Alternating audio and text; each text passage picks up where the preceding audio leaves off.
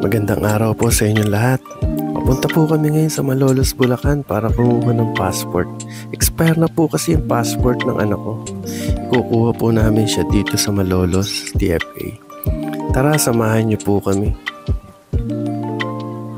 Kasalukuyan po namin binabaybay ang Tabang Giginto, Bulacan, papuntang Malolos. At eto na nga, ayan, nasa Malolos na kami. At ayan, malapit na kami sa DFA Malolos. Nandito na nga kami sa tapat ng McDo. Liliko na kami ng pakanan.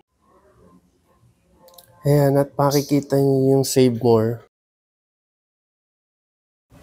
Sa likod ng Save More, dito na natin makikita yung DFA. Tara, pasukin na natin.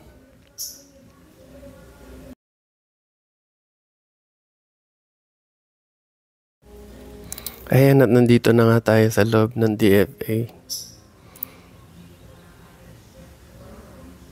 Ayan, at nakapila na kami. At dito ko na nga po tinatapos tong video ko. Maraming salamat po.